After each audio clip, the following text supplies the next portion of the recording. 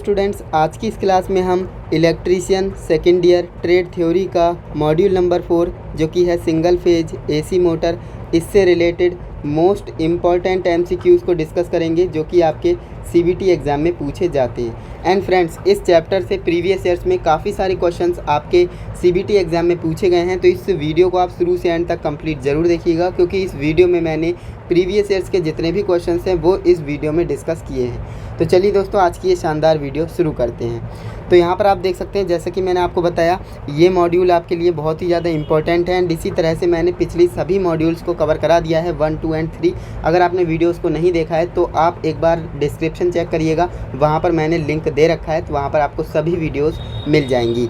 तो हमारा पहला क्वेश्चन इस वीडियो का रहने वाला है, जो कि हमसे कह रहा है एकल फेज प्रेरण मोटर यानी जो सिंगल फेज इंडक्शन मोटर होती है, इसका कार्य सिद्धांत क्या होता है। अब देखिए, ये जो क्वेश्चन है ना, ये काफ़ी सारे स्टूडेंट्स को कंफ्यूज कर देता है। क्यों? क्योंकि देखिए, टीचर्स बताते हैं कि फैराडे के विद्युत चुंबकीय प्रेरण का नियम है, जबकि जो निमी होता है, निमी कौन होता है? जो आपका पेपर कंडक्ट कराता है ना। तो वो ऑप्शन नंबर ए को करेक्ट मानता है, जो कि यहाँ पर आपको दे भी रखा है, ऑप्शन नंबर ए। लेकिन हमें कौन सा ऑप्शन लगा करके आना है? देखिए, जो आपका थ्योरेटिकल नॉलेज के हिसाब से अगर बात की जाए, किताब में जो आपने पढ़ा है ना, जो सही तरीके से बिल्कुल सही आंसर होगा वो यही वाला है, फैराडे के विद्युत चुंबकीय प्रेरण का नियम, जो कि टीचर्स भी बताते हैं। और बिल्कुल करेक्ट आंसर यही है, 100% करेक्ट आंसर यही है। लेकिन हमें सीबीटी एग्ज़ाम में ये आंसर नहीं लगाना है। क्यों? क्योंकि हमें सीबीटी एग्ज़ाम में क्या चाहिए? मार्क्स चाहिए, है ना। तो मार्क्स हमें कैसे मिलेंगे? जब हम निमी के अकॉर्डिंग चलेंगे, और निमी ऑप्शन को ए को सही मान रहा है, तो हमें ऑप्शन नंबर ए ही सही लगाना पड़ेगा, जबकि वो गलत होगा, है ना। लेकिन निमी के अकॉर्डिंग चलेंगे तभी हमें नंबर मिलेंगे। तो ऑप्शन नंबर ए को आप लगा करके आएंगे, इस बात को आप अपने दिमाग में फिक्स कर लेना। अगर आपने ये वाला ऑप्शन लगा दिया तो भले ही आपका आंसर तो सही है, लेकिन निमी इसे गलत मानेगा और आपको नंबर नहीं मिलेंगे। तो इस बात को आप ध्यान रखिएगा, ओके।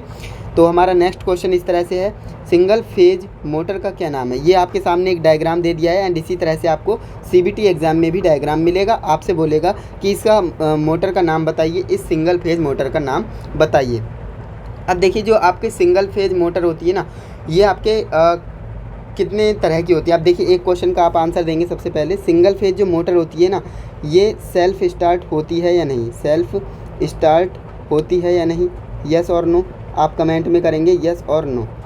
तो आप जैसा कि पता होगा, ये सेल्फ स्टार्ट नहीं होती है, क्योंकि ये क्या है? सिंगल फेज मोटर है। सिंगल फेज मोटर कभी भी सेल्फ स्टार्ट नहीं होती है, तो हम उसे सेल्फ स्टार्ट बनाते हैं। सेल्फ स्टार्ट कैसे बनाते हैं? तो हम 3-4 तरह से उसको मॉडिफाई करते हैं। जैसे सिंगल फेज जो मोटर होती है, इसमें हम कैपेसिटर लगाते हैं, रेजिस्टेंस के थ्रू करते हैं, है ना। 2-2 कैपेसिटर लगाते हैं। तो हम इसमें क्या करते हैं? 2 फेज बनाते हैं। सिंगल फेज है तो हम इसे 2 फेज में, यानी 2 फेज हम इसमें बनाते हैं। अब 2 फेज कैसे बनाएंगे? इसे हम स्प्लिटिंग मेथड कहते हैं। क्या कहते हैं? स्प्लिटिंग मेथड कहते हैं। अब ये मैं क्यों बता रहा हूँ? क्योंकि इससे रिलेटेड क्वेश्चंस भी आएगा, ध्यान रखिएगा। सिंगल फेज मोटर को हम सेल्फ स्टार्ट, यानी जो सिंगल फेज मोटर है वो सेल्फ स्टार्ट नहीं होती है, और हम उसे सेल्फ स्टार्ट बनाने के लिए उसमें 2 फेज बनाते हैं। 2 फेज कैसे बनाते हैं? स्प्लिटिंग मेथड का यूज़ करके। यानी एक फेज उसमें ऑलरेडी होता है, जिसे हम मेन फेज कहते हैं, यानी मेन वाइंडिंग कहते हैं, और एक हमारा जो है सपोर्टिंग वाइंडिंग होती है ना। क्या होती है?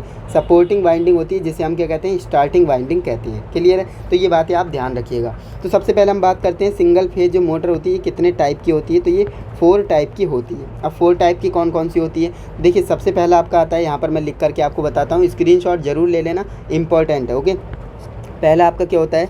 रेजिस्टेंस, है ना। Resistance start induction motor. Clear है? दूसरा आपका क्या होता है?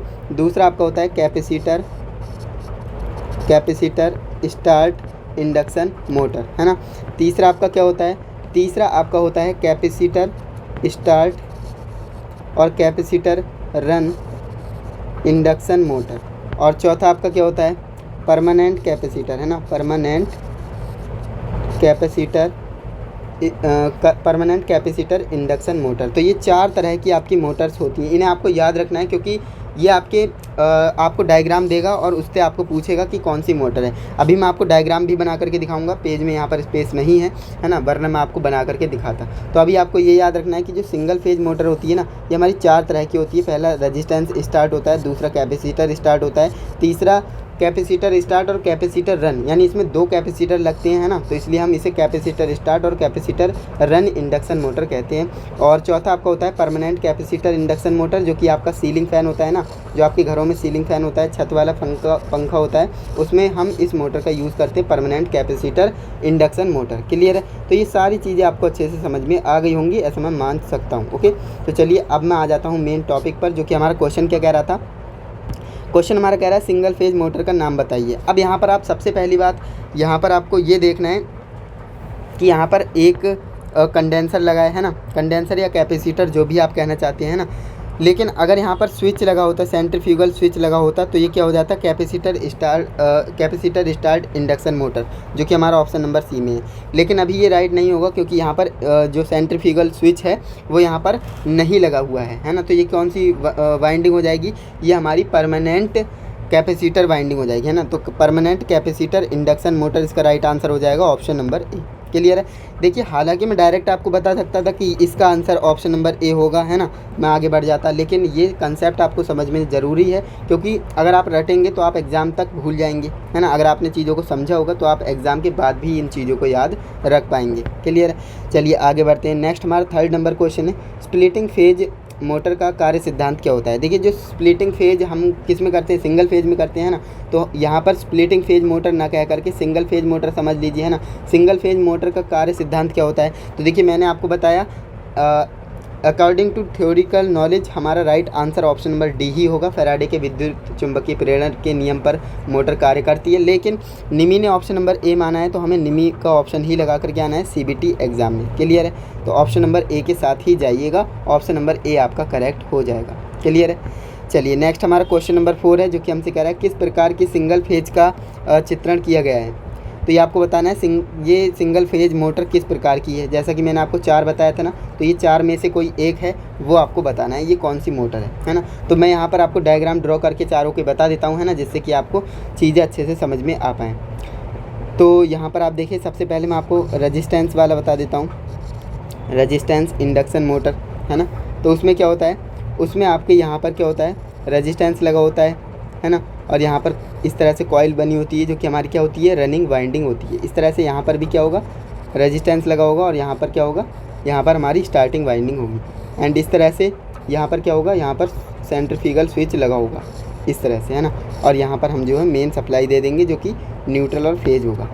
तो और बीच में क्या होता है, रोटर होता है। तो ये आपकी क्या हो गई, इसमें आप देखेंगे कैपेसिटर कहीं पर भी नहीं है। तो यहाँ पर हमारा क्या है, ये वाइंडिंग है हमारी रनिंग वाइंडिंग, और ये हमारी है स्टार्टिंग वाइंडिंग, और ये हमारा क्या है, रेजिस्टेंस है। तो यहाँ पर दोनों तरफ रेजिस्टेंस है, तो ये क्या हो जाएगा, रेजिस्टेंस स्टार्टिंग वाइंडिंग, है ना, रेजिस्टेंस इंडक्शन मोटर।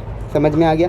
इसके बाद हमारी दूसरी तरह की होती है, जो कि कौन सी है, कैपेसिटर स्टार्टिंग वाइंडिंग, है ना। तो उसका भी डायग्राम मैं आपको बना करके दिखा देता हूँ। यहाँ पर सेंट्रीफ्यूगल स्विच होगा इस तरह से, यहाँ पर एक कैपेसिटर लगा होगा, यहाँ पर ये फील्ड वाइंडिंग होगी, जो कि हमारी कौन सी, सपोर्टिंग वाइंडिंग है। कौन सी, सपोर्टिंग वाइंडिंग, और इसी को हम क्या कहते हैं, ऑक्सिलरी वाइंडिंग भी कहते हैं। ओके, यहाँ पर क्या होगा, रेजिस्टेंस लगा होगा, एंड यहाँ पर हमारा रेजिस्टेंस लगा होगा, सॉरी, यहाँ पर हमारी कॉइल होगी, एंड यहाँ पर हमारा रेजिस्टेंस लगा होगा इस तरह से, एंड ये न्यूट्रल और फेज हो जाएगा। बीच में हमारा रोटर रहता ही है ना। तो यहाँ पर आप देखेंगे, इसमें क्या है, इसमें एक कैपेसिटर है ना, इसमें क्या है, इसमें एक कैपेसिटर है। तो ये हमारा कैपेसिटर स्टार्ट वाइंडिंग हो जाएगी, है ना, induction motor, capacitor start induction motor हो जाएगी। अब देखिए, यहाँ पर ध्यान से देखेंगे, अगर ये यहाँ पर ऑक्सिलरी स्विच ना हो करके अगर डायरेक्ट इस तरह से हो, है ना, तब ये कौन सी हो जाएगी, तब ये आपकी परमानेंट कैपेसिटर इंडक्शन मोटर हो जाएगा, क्योंकि यहाँ पर परमानेंट कैपेसिटर हो गया, है ना। तो ये आपको समझ में आ गया होगा। अब इसके बाद एक आपकी और बचती है, कैपेसिटर स्टार्ट और कैपेसिटर रन इंडक्शन मोटर। तो उसमें कुछ भी नहीं होता है, उसमें क्या होता है, यह आपका एक यहाँ पर क्या होता है, सेंट्रीफ्यूगल स्विच लगा होता है इस तरह से, है ना, ये आपकी वाइंडिंग हो जाएगी।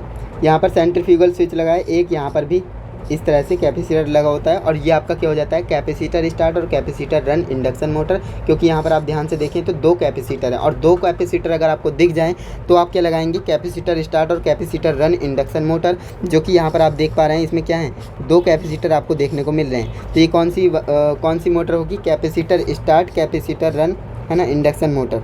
एक मिनट, कैपेसिटर स्टार्ट ये वाला ऑप्शन नहीं होगा, इसमें ऑप्शन नंबर 4 होगा। एक मिनट देखते हैं, तो ये मैंने आपको चारों के डायग्राम भी बना करके दिखाए क्योंकि डायग्राम आपको एग्जाम में देगा और आपसे पूछेगा कि कौन सी मोटर है। तो ऑप्शन नंबर डी आपका करेक्ट हो जाएगा, capacitor start, capacitor run, induction motor. Clear है, तो इसे आपको याद रखना है।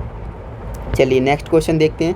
नेक्स्ट हमारा क्वेश्चन नंबर 5 है जो कि हमसे कह रहा है एसी सिंगल फेज मोटर का किस प्रकार का कम्यूटेटर मोटर प्रकार के तहत वर्गीकृत किया गया है, ये आपको बताना है। तो यहाँ पर ये आपसे कहना चाह रहा है कि एसी सिंगल फेज मोटर में किस प्रकार के कम्यूटेटर का मतलब आप समझिएगा, इसे हम क्या कह सकते हैं, यूनिवर्सल मोटर भी कह सकते हैं। क्या कह सकते हैं, यूनिवर्सल मोटर कह सकते हैं। ओके, तो यहाँ पर इसके तहत वर्गीकृत किया गया है तो आपका रिपल्सन मोटर होगा। रिपल्सन मोटर इसका राइट आंसर होगा ऑप्शन नंबर बी।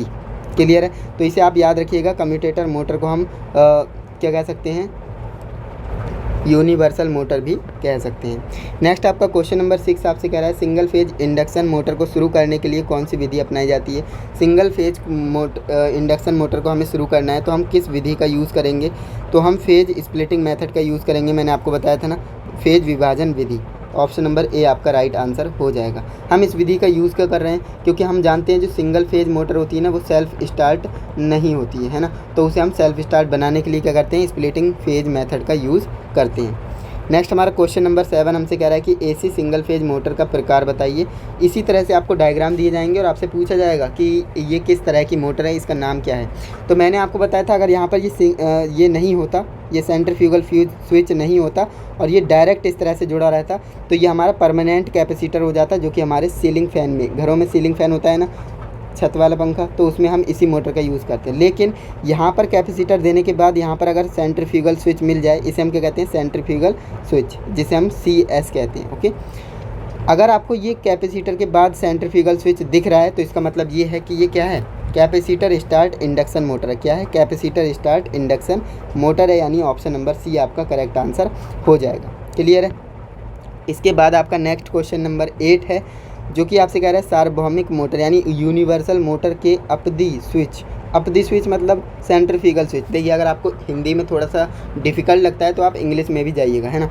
तो यूनिवर्सल मोटर में कह रहा है, यूनिवर्सल मोटर में जो सेंट्रीफ्यूगल स्विच है, गति नियंत्रण विधि सी का उद्देश्य क्या है, हम सेंट्रीफ्यूगल स्विच क्यों लगाते हैं, ये आपको बताना है ना। तो सेंट्रीफ्यूगल स्विच का हम यूज़ क्यों करते हैं, ओवरलोडिंग से सुरक्षा करने के लिए, या फिर निरंतर गति बनाए रखने के लिए, या फिर संपर्कों पर स्पार्क कम करने के लिए, या फिर पावर फैक्टर बनाने के लिए। ये हमारा क्या है, ये हमारा सेंट्रीफ्यूगल स्विच है। यहाँ पर आप देख रहे हैं ये हमारा क्या है, सेंट्रीफ्यूगल स्विच है, ये कैपेसिटर है, ये रेजिस्टेंस है, ये हमारी फील्ड वाइंडिंग है और ये हमारा आर्मेचर है। तो इसका राइट आंसर क्या हो जाएगा, ऑप्शन नंबर डी। स्पार्किंग को कम करता है, क्या करता है, ऑप्शन नंबर डी हमारा राइट आंसर हो जाएगा। नेक्स्ट हमारा क्वेश्चन नंबर 9 है, समरसिबल पंपों में किस प्रकार की वाइंडिंग की जाती है, ये आपको बताना है, किस प्रकार की वाइंडिंग तार का उपयोग किया जाता है। तो ध्यान रखेंगे जो हमारी नॉर्मल मोटर होती है उसमें हम सुपर इनेमल कॉपर वायर का यूज़ करते हैं, लेकिन जो हमारे समरसेबल होते हैं, है ना, तो उनमें हम कौन सी PVC कवर तांबे के तार का यूज़ करते हैं, PVC वायर का यूज़ करते हैं, PVC कवर तांबे के तार का यूज़ करते हैं। तो ऑप्शन नंबर ए आपका करेक्ट आंसर होगा। नेक्स्ट आपका क्वेश्चन नंबर 10 है जो कि आपसे कह रहा है कि किस प्रकार के AC सिंगल फेज मोटर में कम स्टार्टिंग टॉर्क होता है।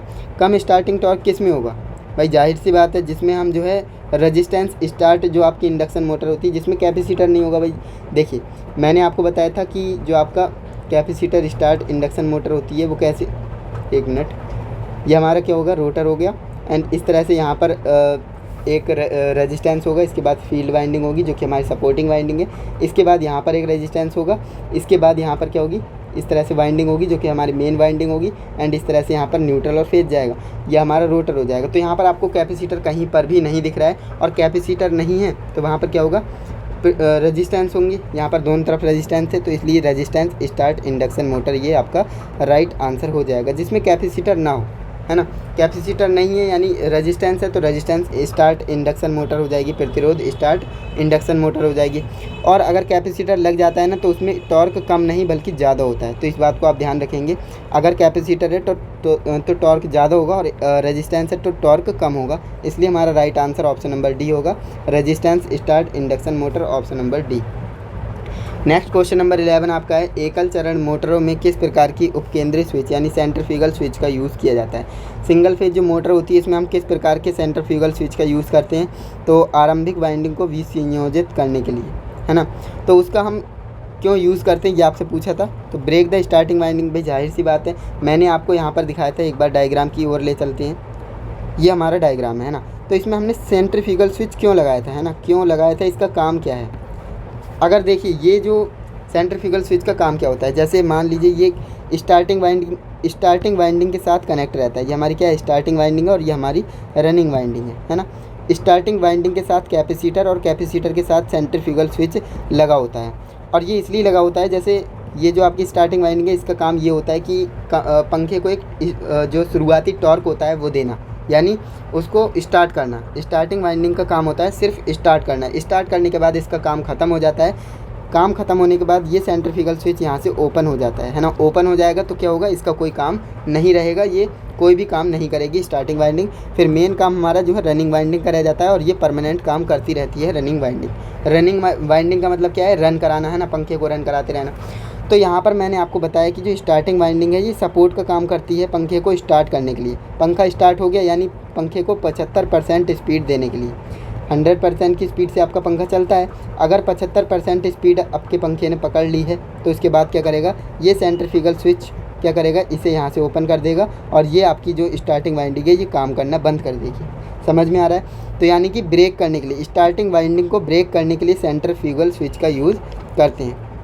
तो समझ में आया होगा आपके, हम इसका यूज़ क्यों करते हैं, ब्रेक द स्टार्टिंग वाइंडिंग। बिल्कुल सही, ऑप्शन नंबर बी आपका राइट आंसर हो जाएगा, ब्रेक द स्टार्टिंग वाइंडिंग, यानी जो हमारी स्टार्टिंग वाइंडिंग है उसको ब्रेक करने के लिए। तो ये ऑप्शन आपको समझ में आ गया होगा, ये क्वेश्चन, इसका right answer option number B होगा।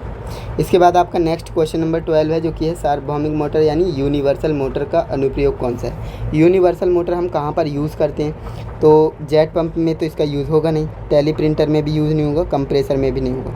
हम जो है फूड मिक्सचर में क्या करते हैं, यूनिवर्सल मोटर का यूज़ करते हैं। तो ऑप्शन नंबर बी हमारा करेक्ट आंसर हो जाएगा, यूनिवर्सल मोटर। इसके बाद नेक्स्ट आपका क्वेश्चन नंबर 13 है, जो कि है वाउंड रोटर के साथ कौन सी एकल कला मोटर फिट होती है। वाउंड रोटर जो होता है ना, इसके साथ हम कौन सी मोटर को फिट करते हैं, कौन सी सिंगल फेज मोटर को फिट करते हैं। तो उसमें हम रिपल्सन मोटर का फिट करते हैं, याद रखेंगे repulsion motor. Option number A आपका करेक्ट आंसर हो जाएगा। नेक्स्ट आपका 14 नंबर क्वेश्चन है, प्रतिरोध के संबंध में सिंगल फेज इंडक्शन मोटर की रनिंग और स्टार्टिंग वाइंडिंग के बीच क्या संबंध होता है। जो सिंगल फेज मोटर होती है ना, जो प्रतिरोध के संबंध में, जो रेजिस्टेंस वाली मैंने आपको बताया था, उसमें क्या होता है, रनिंग और स्टार्टिंग वाइंडिंग में बीच में क्या अंतर होता है, क्या संबंध होता है, ये आपको बताना है। रनिंग वाइंडिंग कम की जाती है और स्टार्टिंग वाइंडिंग क्या करती है, की जाती है, अधिक की जाती है ना।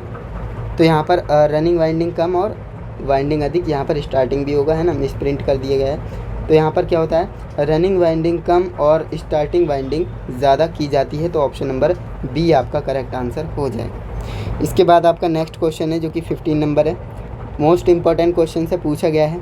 देखिए, आच्छादित पोल यानी जो आपका इसे क्या कहते हैं इंग्लिश में, शेडेड पोल, है ना। शेडेड पोल मोटर में एक्स से चिन्हित भाग का नाम बताइए।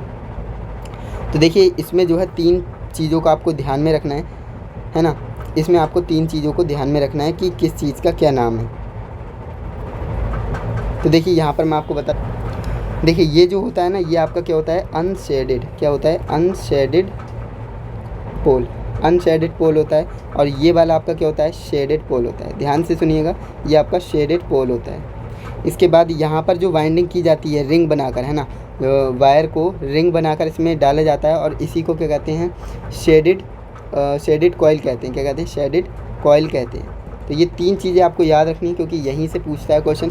जैसे कि इसने ये वाला पूछ लिया कि इस वाले पार्ट्स का क्या नाम है, इस वाले पार्ट्स का क्या नाम है। तो इसका पार्ट्स का नाम होता है रोटर घुमाव शुरू करना, है ना। क्या होता है, initial the rotor movement. Option number C इसका राइट आंसर हो जाएगा। अगर आपसे इसका नाम पूछता है तो अनशेडेड पोल हो जाता, इसका नाम पूछता तो शेडेड पोल हो जाता। इस पर अगर रिंग बनी हुई होती, इस तरह से वायर लगे हुए होते, उसका नाम पूछता तो शेडेड कॉइल हो जाता। क्लियर है, याद रखेंगे। 3 क्वेश्चन आपके तैयार हो जाएंगे। नेक्स्ट आपका 16 नंबर क्वेश्चन है, कह रहा है कि capacitor start induction run motor के रोटेशन की दिशा कैसे बदली जाती है।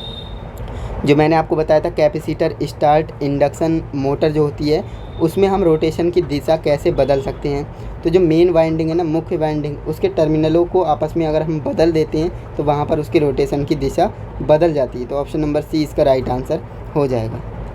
इसके बाद हमारा नेक्स्ट क्वेश्चन नंबर 17 है, जो कि हमसे कह रहा है किस सिंगल फेज मोटर में टेप फील्ड स्पीड कंट्रोल का यूज़ किया जाता है। जो टेप फील्ड कंट्रोल विधि होती है उसका हम कहाँ पर यूज़ करते हैं, तो वो हम यूनिवर्सल मोटर में ही करते हैं। जो फूड मिक्सर होते हैं ना, मैंने आपको बताया था फूड मिक्सर ग्राइंडर है ना, जिसे हम MG कहते हैं, मिक्सर ग्राइंडर, तो उसमें क्या करते हैं टैपिंग विधि का यूज़ करते हैं। जैसे यहाँ पर इस तरह से बने होंगे एंड इस तरह से आपको टैप करना होगा। जैसे 1 2 3 3 पॉइंट होंगे, 1 पे चलाएंगे तो धीरे चलेगी, 2 पर चलाएंगे तो और तेज़ चलेगी, 3 पर चलाएंगे तो और तेज़ चलेगी। वॉल्यूम की तरह होता है ना, आपने देखा होगा फूड मिक्सचर में, तो उसी को हम क्या कहते हैं टेपिंग मेथड कंट्रोल कहते हैं। ओके, ऑप्शन नंबर ए आपका करेक्ट आंसर हो जाएगा।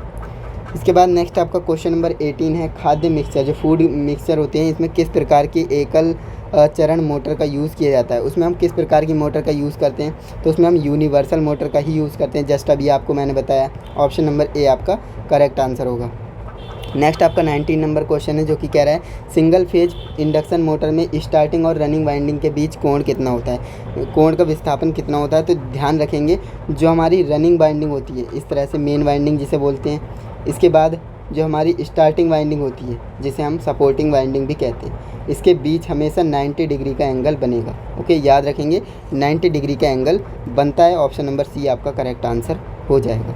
इसके बाद हमारा नेक्स्ट 20 नंबर क्वेश्चन है कि ध्वनि रिकॉर्डिंग उपकरणों में किस तरह की हिस्टैरिसीस मोटर का यूज़ किया जाता है। अब देखिए जो ध्वनि रिकॉर्डिंग यंत्र होते हैं तो उसमें हम किस तरह की मोटर का यूज़ करेंगे, जिसमें शांत प्रचालन हो यानी जिसमें नॉइस ना आए, है ना, तो नॉइस लेस ऑपरेशन, इस वाली मोटर का हम यूज़ करते हैं। ऑप्शन नंबर सी हमारा राइट आंसर हो जाएगा। अब जैसे हम अगर नॉर्मली किसी मोटर को यूज़ कर लेंगे तो उसमें जो है मोटर की चलने की आवाज़ बहुत ज़्यादा आएगी, है ना, तो उसमें रिकॉर्डिंग नहीं हो पाएगी, आपके बोलने से ज़्यादा उसकी घूमने की जो है आवाज़ आएगी, है ना, तो इसलिए हम नॉइस लेस ऑपरेशन यूज़ करते हैं। Option number C.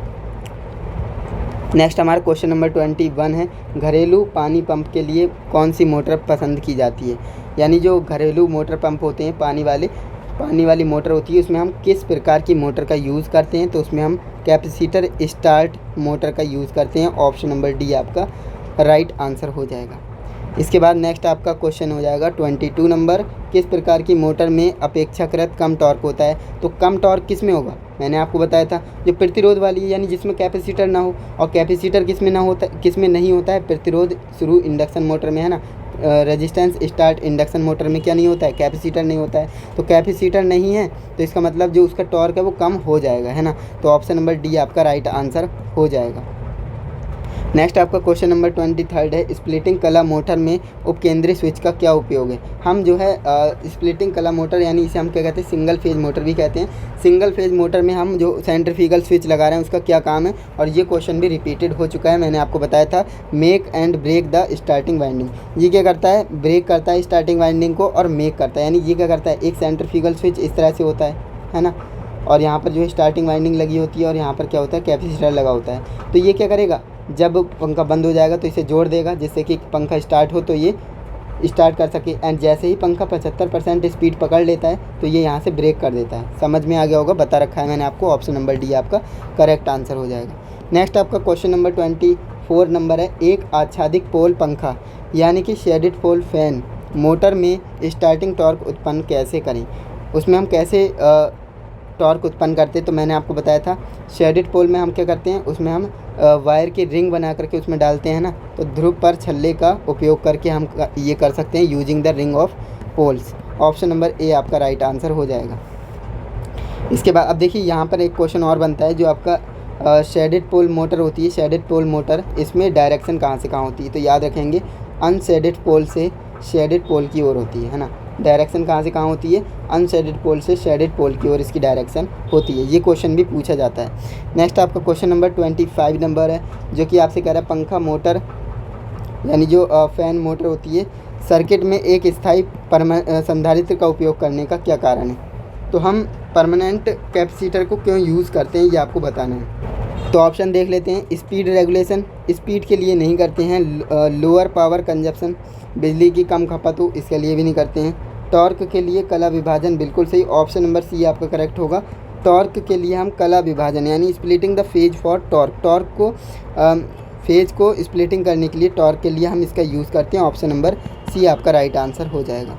नेक्स्ट आपका क्वेश्चन नंबर 26 है, जो कि आपसे कह रहा है कौन सी मोटर में आधी कुंडल वाइंडिंग की जाती है, यानी कि किस में हम हाफ कॉइल यूज़ करते हैं। हाफ कॉइल किस में यूज़ करते हैं, तो हाफ कॉइल हम किस में यूज़ करते हैं, छत के पंखे में, है ना, हाफ कॉइल का यूज़ करते हैं। ऑप्शन नंबर सी आपका राइट आंसर हो जाएगा।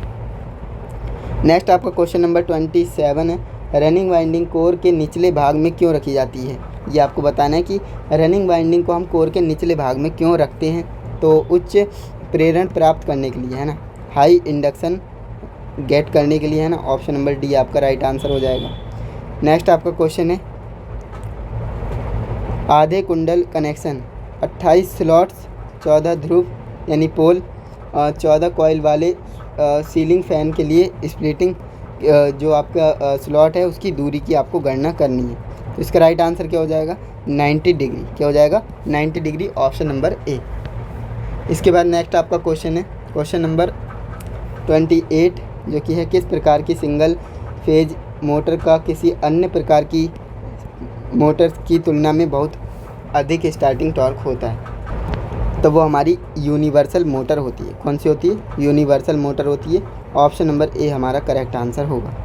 नेक्स्ट हमारा क्वेश्चन नंबर 29 है, जो कि है आच्छादित पोल यानी शेडेड पोल मोटर का अनुप्रयोग क्या है। शेडेड पोल मोटर का हम कहाँ पर यूज़ करते हैं ये आपको बताना है। तो हेयर ड्रायर में शेडेड पोल मोटर का यूज़ करते हैं।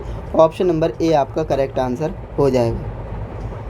नेक्स्ट आपका क्वेश्चन नंबर 30 है, जो कि कह रहा है हार्ड डिस्क ड्राइव के लिए किस प्रकार की सिंगल फेज मोटर का यूज़ करते हैं। सिंगल फेज, अब यहाँ पर देखिए जो आपका हार्ड डिस्क होता है ना, इसमें हम कौन सी मोटर का यूज़ करते हैं, स्टेपर मोटर। किसका, स्टेपर मोटर का यूज़ करते हैं, क्योंकि ये मोटर सबसे स्लो चल सकती है ना, सबसे स्लो चल सकती है, प्लस ये स्टेप कर करके चलती है, यानी रुक कर ये क्या करती है, पहले चालू होगी फिर रुक जाएगी, फिर चालू होगी फिर रुक जाएगी, इस तरह से ये चलती है। और सबसे स्लो चलने वाली मोटर यही है, इसलिए इसे हार्ड डिस्क में यूज़ किया जाता है। ओके, नेक्स्ट आपका क्वेश्चन नंबर 31 है, जो कि आपसे कह रहा है capacitor start capacitor run induction motor में इस्तेमाल होने वाले सेंट्रीफ्यूगल स्विच का क्या काम होता है। तो इसमें स्विच का क्या काम है ये आपको बताना है। तो जैसा कि मैंने आपको बताया था 75 से 80% की जो गति होती है ना तक पहुंचने के बाद शुरुआती संधारित्र को डिस्कनेक्ट करने के लिए, है ना। अब देखिए अगर ये डिस्कनेक्ट नहीं करेगा तो क्या होगा, आपका पंखा जल जाएगा, ख़राब हो जाएगी उसकी वाइंडिंग, है ना। तो इसलिए करता क्या है, 75 से 80% की जैसे ही आपका पंखा गति प्राप्त कर लेता है तो जो सेंट्रीफ्यूगल स्विच होता है वो क्या करता है, जो आपका संधारित्र होता है उसके कनेक्शन को काट देता है ना। तो ऑप्शन नंबर सी आपका करेक्ट आंसर हो जाएगा। इसके बाद नेक्स्ट आपका क्वेश्चन नंबर 32 है, जो कि किस प्रकार की सिंगल फेज वाइंडिंग का किसी अन्य प्रकार की फेज की तुलना में अधिक स्टार्टिंग टॉर्क होता है। तो वो हमारा कौन सा होता है, यूनिवर्सल मोटर होता है ना। Universal motor is the right answer, option number A. Next आपका क्वेश्चन नंबर 33 है, जो कि आपसे कह रहा है संधारित्र को एकल कला single phase permanent capacitor motor में कहाँ जोड़ा जाता है, ये आपको बताना है। तो स्टार्टिंग वाइंडिंग के साथ श्रृंखला क्रम में, है ना, जो आपकी स्टार्टिंग वाइंडिंग होगी उसके साथ सीरीज में ही तो कैपेसिटर को जोड़ोगे। तो ये आपका राइट आंसर हो जाएगा, ऑप्शन नंबर ए। नेक्स्ट आपका क्वेश्चन नंबर 34 है, टेबल पंखे में किस प्रकार का उपयोग किया जाता है। जो टेबल फैन होता है ना उसमें हम किस प्रकार की मोटर का यूज़ करते हैं, तो उसमें हम स्थायी परमानेंट, है ना, परमानेंट कैपेसिटर मोटर का यूज़ करते हैं, परमानेंट कैपेसिटर। और इसका एक जगह और यूज़ होता है, मैंने आपको बताया था सीलिंग फ़ैन, है ना, सीलिंग फ़ैन में भी इसका ही यूज़ किया जाता है, और समरसिबल जो मोटर होती है उसमें भी इसका ही यूज़ किया जाता है। इसके बाद नेक्स्ट आपका 35 नंबर क्वेश्चन है, एकल कला यानी सिंगल फेज इंडक्शन मोटर में रिवाइंडिंग कुंडली के समूह के कनेक्शन गलत जुड़े हुआ तो क्या प्रभाव होगा। अगर गलत कनेक्शन जुड़ गए हों तो क्या प्रभाव पड़ेगा मोटर पे। मोटर धीरे धीरे चलती है, मोटर नहीं चलती है, मोटर बहुत तेज़ गति से चलती है, या फिर मोटर चलती है बिना लोड पर अधिक, है ना। तो इसका राइट आंसर क्या हो जाएगा, मोटर चलेगी ही नहीं, है ना, मोटर चलेगी ही नहीं। अगर आप रॉन्ग कनेक्शन कर देंगे तो मोटर चलेगी ही नहीं। ऑप्शन नंबर बी आपका करेक्ट आंसर होगा। नेक्स्ट आपका क्वेश्चन है कि प्रतिकर्षण मोटर यानी रिपल्सन मोटर में क्या प्रभाव होगा यदि चुंबकीय अक्ष दूसरी अक्ष के स्थानांतरित हो जाए। रोटेशन की दिशा बदल जाएगी, रोटेशन की दिशा समान रहेगी, मोटर की गति रेटेड गति से बढ़ जाएगी, मोटर की गति रेटेड गति से कम हो जाएगी। तो इसका राइट आंसर क्या होगा, ऑप्शन नंबर ए, रोटेशन की दिशा क्या होगी, बदल जाएगी। ऑप्शन नंबर ए आपका करेक्ट आंसर हो जाएगा। नेक्स्ट आपका क्वेश्चन नंबर 37 है, जो कि आपसे कह रहा है मोटर शुरू करने के बाद जो सेंट्रीफ्यूगल स्विच है डिस्कनेक्ट नहीं किया जाए तो क्या प्रभाव होगा। मैंने आपको बताया था, अगर जो आपका सेंट्रीफ्यूगल स्विच है ना, मोटर स्टार्ट हो गई है, उसने 75% की स्पीड भी पकड़ ली है, लेकिन फिर भी ये क्या कर रहा है, ये स्विच बंद नहीं कर रहा है, यानी जो आपका कैपेसिटर है उससे डिस्कनेक्ट नहीं कर रहा है स्टार्टिंग वाइंडिंग को, तो ऐसे में क्या होगा ये आपसे पूछ रहा है। तो स्टार्टिंग वाइंडिंग जल जाएगी। मैंने आपको बताया था ना, पंखे की जो वाइंडिंग है वो जल जाती है। ऑप्शन नंबर सी आपका करेक्ट आंसर हो जाएगा। इसके बाद नेक्स्ट आपका क्वेश्चन है 38 नंबर, जो प्रतिकर्षण मोटर होती है, रिपल्सन मोटर के रोटेशन की दिशा हम कैसे उल्टा करना है, यानी उसकी दिशा को कैसे उल्टा कर सकते हैं, ये आपको बताना है। तो ब्रश अक्ष को स्थानांतरित करके, ब्रश अक्ष को अगर आप स्थानांतरित कर देंगे यानी बदल देंगे, शिफ्ट कर देंगे, तो ऐसे में क्या होगा, रिपल्सन मोटर की डायरेक्शन बदल जाएगी। ऑप्शन नंबर ए आपका करेक्ट आंसर हो जाएगा। सेकंड लास्ट क्वेश्चन इस वीडियो का, जो कि आपसे कह रहा है क्यों एक संधारित्र उपकेंद्री स्विच, यानी क्यों एक कैपेसिटर सेंट्रीफ्यूगल स्विच की गति को नियंत्रण में सेंट्रीफ्यूगल स्विच से जुड़ा रहता है। तो ऐसा क्यों करते हैं, संपर्कों में स्पार्किंग ना हो इसलिए हम करते हैं ना, संपर्कों को स्पार्किंग कम करने के लिए इसका यूज़ करते हैं। ऑप्शन नंबर डी आपका करेक्ट आंसर हो जाएगा। नेक्स्ट आपका क्वेश्चन नंबर 40 है, जो कि लास्ट क्वेश्चन इस वीडियो का, आपसे कह रहा है कि प्रभाव क्या होता है यदि सेंट्रीफ्यूगल जो संकेंद्री वाइंडिंग, संकेंद्री वाइंडिंग किसे कहते हैं, यानी जो आपकी सपोर्टिंग वाइंडिंग है ना, के पूरा होने के बाद स्प्लिट फेज मोटर में स्लॉट बिना वाइंडिंग के छोड़े गए हों, तो इसमें हम क्या होगा, सामान्य रूप से कम करता है। वर्क नॉर्मली, यहाँ पर सामान्य रूप से काम करता है, यानी नॉर्मली वर्क करेगा जैसे अब वो वर्क करता है ना। तो ऑप्शन नंबर ए आपका करेक्ट आंसर हो जाएगा। तो इस तरह से आपने देखा, आज की इस वीडियो में हमने टॉप के 40 क्वेश्चंस को डिस्कस किया है, जो कि आपके सिंगल फेज एसी मोटर से रहने वाले थे, है ना। और ये आपके लिए मोस्ट इम्पॉर्टेंट चैप्टर हो जाएगा, क्योंकि यहाँ से आपके CBT एग्ज़ाम में मोस्टली क्वेश्चंस बनते हैं। अगर आपने प्रीवियस वीडियोस को नहीं देखा है, मॉड्यूल 1, मॉड्यूल 2, मॉड्यूल 3, है ना, तो आप कहाँ से देख पाएंगे। आपको करना क्या है, डिस्क्रिप्शन चेक करना है, डिस्क्रिप्शन में मैंने लिंक दे रखा है, वहाँ पर आपको वीडियोस मिल जाएंगी, प्लेलिस्ट मिल जाएगी। ओके, तो वीडियो आपको पसंद आई है तो वीडियो को लाइक एंड चैनल पर नए हैं तो चैनल को सब्सक्राइब ज़रूर करें। अपने दोस्तों के साथ भी इस वीडियो को ज़रूर शेयर करें, जिससे कि वो भी इस वीडियो को देखकर अपनी CBT एग्ज़ाम की तैयारी कर पाएँ। तो बाकी हम मिलते हैं नेक्स्ट इंटरेस्टिंग इन्फॉर्मेटिव वीडियो के साथ। तब तक के लिए जय हिंद, वंदे मातरम।